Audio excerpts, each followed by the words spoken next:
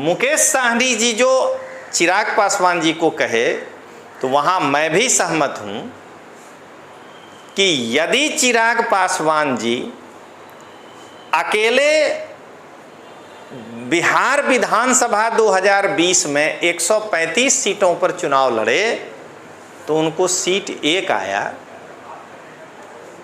अगर वो 243 सीटों पर अकेले लड़ते हैं तो मुझे लगता है कि उनको सीट फिर 1 ही आएगा बिहार विधानसभा में।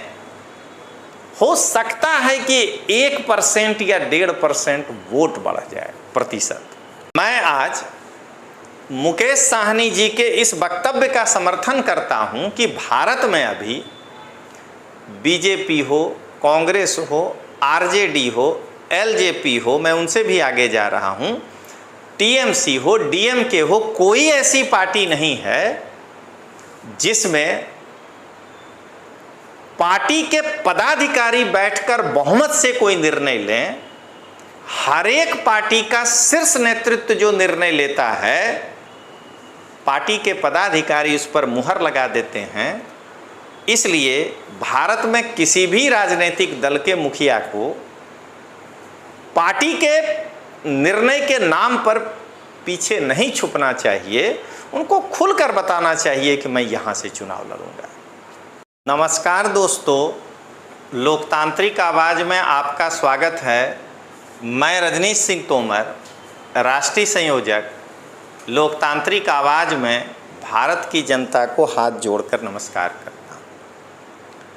दोस्तों, बिहार में जैसे जैसे विधानसभा का चुनाव नज़दीक आते जा रहा है, राजनीतिक सरगर्मियाँ तेज होती जा रही। तो आरा में एक जनसभा का आयोजन करके चिराग पासवान जी एक घोषणा किए कि हम सभी 243 सीटों पर चुनाव लड़ेंगे। चिराग पासवान जी के ये कहने का क्या मतलब था, वो मैं इसके पहले एक वीडियो बना चुका हूँ, वो आप देख सकते हैं लोकतांत्रिक आवाज़ पे जाके।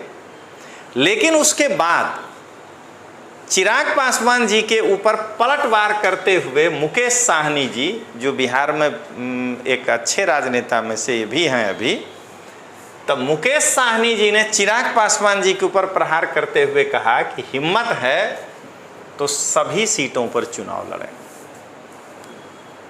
और उन्होंने साथ में बीजेपी, कांग्रेस, आरजेडी, एलजेपी, अपनी पार्टी भी को इन्होंने आईना दिखाया। तो चलिए दोस्तों, पहले मुकेश साहनी जी ने क्या कहा आप उस वीडियो को देखिए और तब उसके बाद हम आप इस पर चर्चा करेंगे। हम बनना चाह रहे हैं। देखिए, वो गोल गोल घुमा रहे, वो अपने पार्टी के सब टिकट वो खुद निर्णय लेते हैं, किनको लड़ाना, किनको देना, किसको नहीं देना। और वो बोल रहे कि पार्टी समीक्षा करेंगे, पार्टी कहेंगे। तो पार्टी में है कौन? चिराग पासवान जी के अलावा है कौन?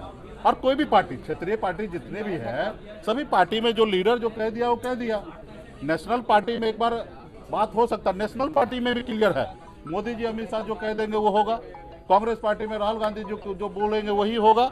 वीआईपी पार्टी में मुकेश सहनी जो बोलेंगे वही होगा।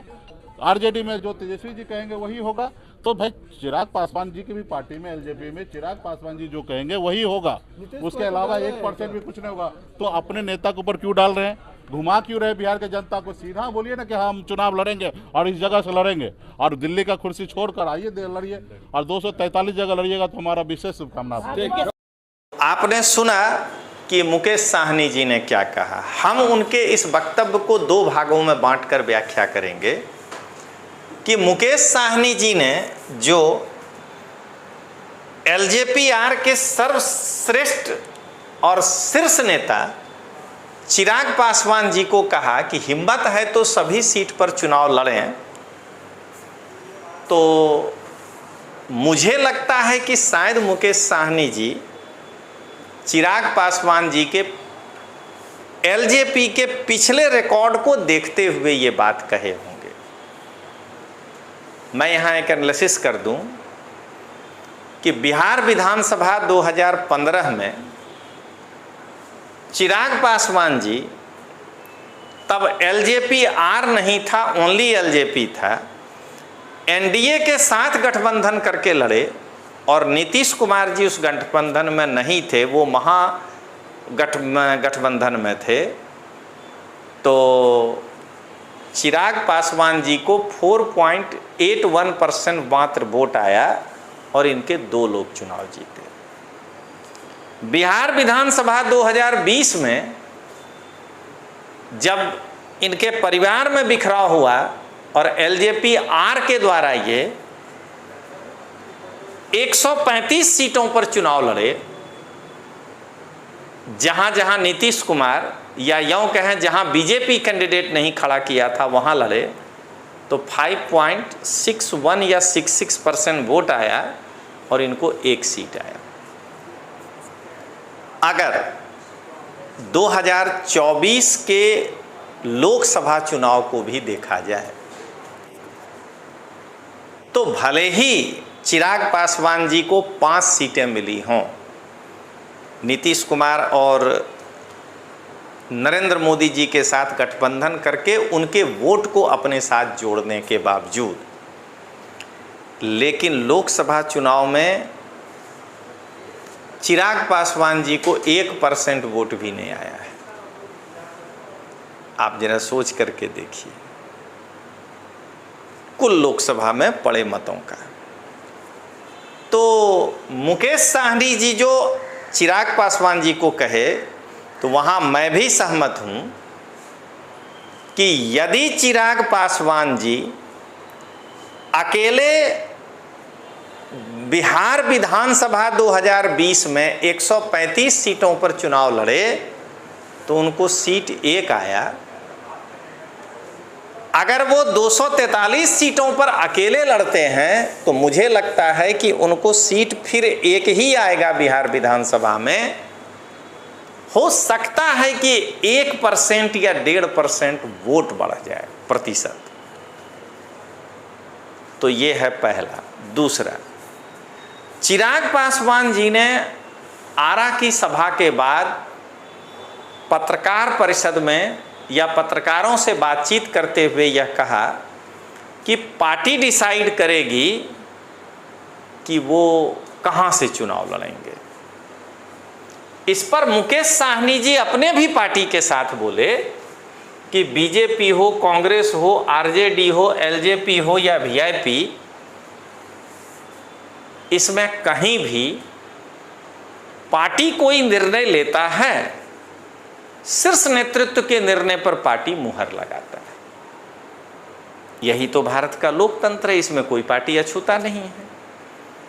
तो निर्णय चिराग पासवान जी को ही लेना है, तो ये पार्टी के ऊपर छोड़ने का क्या मतलब था? आरा से घोषणा कर देते कि मैं इस जगह से चुनाव लड़ने जा रहा हूं, उनके दल के लोग स्वीकार कर लेते। तो मैं यहां मुकेश साहनी जी के इस वक्तव्य का समर्थन करता हूं कि बिहार में, मैं एक बार फिर से कहूं, मैं आज मुकेश साहनी जी के इस वक्तव्य का समर्थन करता हूं कि भारत में अभी बीजेपी हो, कांग्रेस हो, आरजेडी हो, एलजेपी हो, मैं उनसे भी आगे जा रहा हूं, टीएमसी हो, डीएमके हो, कोई ऐसी पार्टी नहीं है जिसमें पार्टी के पदाधिकारी बैठकर बहुमत से कोई निर्णय लें। हर एक पार्टी का शीर्ष नेतृत्व जो निर्णय लेता है, पार्टी के पदाधिकारी उस पर मुहर लगा देते हैं। इसलिए भारत में किसी भी राजनीतिक दल के मुखिया को पार्टी के निर्णय के नाम पर पीछे नहीं छुपना चाहिए, उनको खुलकर बताना चाहिए कि मैं यहां से चुनाव लड़ूंगा। तो चलिए दोस्तों, आज के लिए इतना ही, फिर मिलते हैं। जय हिंद, जय बिहार।